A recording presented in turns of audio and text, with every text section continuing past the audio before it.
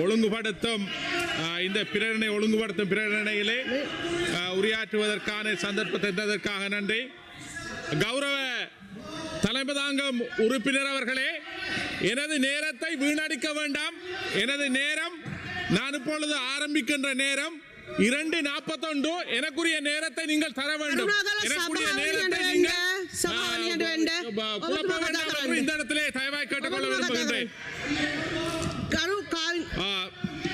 கௌரவ உறுப்பினர் அவர்களே, இன்றைய தயவு செய்து என்னால் கதைக்க முடியாமல் இருக்கின்றது. நீங்கள் சண்டை பிடிப்பதனால் இந்த பாராளுமன்றத்து உயரிய சபையில் நாங்கள் உரையாற்ற முடியாமல் இருக்கின்றது. தயவு செய்து இப்படியான செயற்பாடுகளை நிறுத்தும்படி தயவாய் கேட்டுக்கொள்கின்றேன். எனது நேரம் 5 நிமிடம் தந்திருக்கின்றீர்கள். இப்போது ஆரம்பிக்கப்படுகின்றது. எனது நேரத்தை தயவு செய்து தலைமை தாங்கும் உறுப்பினர் அவர்கள் குறைக்க வேண்டாம் என்று இந்த உயரிய சபையினூடாக கேட்டுக்கொள்ள விரும்புகின்றேன். விசேடமாக பொருளாதாரத்தில் மிக பங்களிப்பு செய்கின்றவர்களாக பெண்கள் காணப்படுகின்றார்கள். இந்த நாட்டிலே 51.7% பெண்கள் காணப்படுகின்றார்கள். அதிலே கூடுதலாக ஊழியப்படையிலே அவர்கள் 34% ஊழியப்படையிலே சேர்க்கப்பட்டவர்களாக இருக்கின்றார்கள். அந்த வகையில் இந்த நாட்டின் பொருளாதாரத்திலே மிக பங்களிப்பு செய்கின்ற பெண்களை நாங்கள் பாதுகாக்க வேண்டும். அவர்களின் உரிமையை பாதுகாக்க வேண்டும். அவர்களுக்கான அடிப்படை சம்பளம், வேதனம் என்பவற்றை பாதுகாப்பதோடு அவர்களது பாதுகாப்பு என்பது உறுதிப்படுத்தப்பட வேண்டிய ஒன்றாக இருக்கின்றது. அந்த வகையிலே இந்த சபையினூடாக இந்த பிரேரணை கொண்டு வரப்பட்டிருப்பது உண்மையாக பாராட்டுக்குரிய ஒரு விடயமாக இருக்கின்றது. மேலும் இதிலே விசேடமாக கல்வி சீர்திருத்தம் சம்பந்தமாகவும், அந்த கல்வி சீர்திருத்தத்திலே தமிழர்களின் கலை, கலாசாரம், பண்பாடுகள், அடையாளம் என்பவன பாதுகாக்கப்பட வேண்டிய ஒன்றாக இருக்கின்றது. விசேடமாக இன்று நாங்கள் காலையில் கூட நாங்கள் பிரதமர் அவர்களுடன் கலந்துரையாடலை ஒன்றை மேற்கொண்டிருந்தோம். அதிலே இந்த பாடங்களிலே கல்வி சீர்திருத்தத்திலே வருகின்ற பொழுதோ தமிழர்களின் அடையாளம், எங்களது கலையும் கலாசாரம், பண்பாடுகள் என்பன பேணி பாதுகாக்கப்பட வேண்டிய ஒன்றாக இருக்கின்றன. ஏனென்றால் கடந்த ஆட்சி காலத்திலே தமிழர்களின் வரலாறு அழிக்கப்பட்டிருக்கின்றது. அது வேறு விதமாக மாற்றப்பட்டிருக்கின்றது. இந்த விடயங்களின் அடிப்படையிலே இந்த எங்களது வரலாற்றை பாதுகாப்பதற்காக, எங்களது அடுத்த சந்ததியினர் இதனை கற்றுக்கொள்வதற்காக இந்த வரலாறுகள் திரிவுபடுத்தப்படக்கூடாது என்பதனையும் இந்த இடத்திலே தெளிவாக கூற விரும்புகின்றேன்.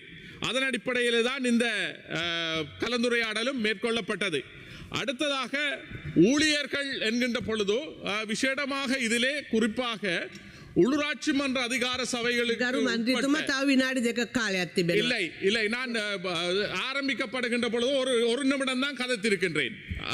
தலைமை தாங்கும் உறுப்பினர் அவர்களே, விசேடமாக உள்ளூராட்சி மன்ற அதிகார சபைகள், அதிலே இந்த உள்ளூராட்சி மன்ற அதிகார சபைகள் இருக்கின்ற வலுவிழந்திருக்கின்ற பல உள்ளூராட்சி மன்றங்கள் இருக்கின்றது. அதிலே குறிப்பாக அம்பாறை மாவட்டத்திலே இருக்கின்ற ஆலேடிவோம்பு திருக்கோவில், காரதீவு, நாவிதம்பள்ளி, இரக்காமம், அதே போல வடமாகாணங்கள், ஏனைய மாகாணங்களிலும் எந்தவித வருமானமற்ற நிலையிலே உள்ளூராட்சி மன்றங்கள் காணப்படுகின்றது. இந்த உள்ளூராட்சி மன்றங்களிலே கிடைக்கின்ற வருமானத்திலே 20% அதாவது ஊழியர்கள், அதாவது சம்பளம் வழங்குகின்ற அங்கே வேலை செய்கின்ற ஊழியருக்கு 20% சம்பளத்தை, நிதியை பங்களிப்பு செய்ய வேண்டும் என்று இந்த அரசு கூறுகின்றது. ஆனால் எந்தவித வருமானமற்றிருக்கின்ற இந்த உள்ளூராட்சி மன்றங்கள் எப்படி அந்த நிதியை வழங்குவது? நீங்கள் அப்படி நிதியை வழங்க வேண்டும் என்றால் அந்த உள்ளூராட்சி மன்றங்களுக்கு நீங்கள் உரிய நிதி வருமானத்தை பெறக்கூடிய, வருவாய் ஈட்டக்கூடிய ஒரு திட்டமிடலை மேற்கொள்ள வேண்டும். ஒரு ஒழுங்கான திட்டமிடலை மேற்கொள்ள வேண்டும். அப்படி இல்லாமல் அந்த சபைகளின் ஊடாக நீங்கள் 20% கொடுக்க வேண்டும், 20% கொடுக்க வேண்டும் என்று சொல்லுகின்ற பொழுது எப்படி அந்த சபை கொடுக்க முடியும்? அந்த சபை பின்தள்ளித்தான் போகக்கூடிய அந்த வாய்ப்பும் சூழ்நிலையும் காணப்படும். இதன் அடிப்படையிலே தான் நாங்கள் சொல்லுகின்றோம், நீங்கள் அந்த சபைகளுக்கு நீங்கள் ஒரு முதலீட்டு வழிகளை, அவர்களுக்கு வருமானம் பெறக்கூடிய வழிகளை ஏற்படுத்திவிட்டு நீங்கள் 20 விதமான இதை வெட்டிக்கொள்ள முடியும். ஆனால் இன்று அப்படி அவர்கள் உங்களுக்கு சம்பளத்தை, அந்த ஊழியருக்கு சம்பளத்தை கொடுத்து விட்டு எந்த செயற்திட்டங்களும் செய்ய முடியாத ஒரு துர்ப்பாக்கிய நிலைக்குள்ளே அந்த மக்கள் தள்ளப்பட்டிருக்கிறார்கள். மேலும் அடுத்த விடயமாக பொருட்கள் சேவைகள் போன்ற விடயங்களிலும் அதேபோல்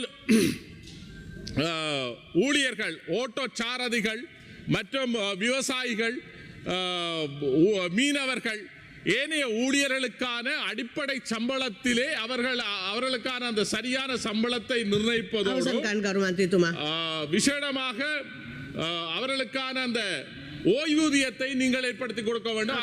60 வயதுக்கு பிறகு அவர்கள் எந்தவித வலுவற்றவர்களாக இருக்கின்றார்கள். ஆகவே இதன் அடிப்படையில் அவர்களுக்கான ஒரு ஓய்வூதிய திட்டத்தையும் ஏற்படுத்தி கொடுக்க வேண்டும் என்று இந்த சபையோடாக கேட்டுக்கொள்கின்றேன். மேலதிக செய்திகளுக்காக எமது யூடியூப் தளத்தை சப்ஸ்கிரைப் செய்யுங்கள்.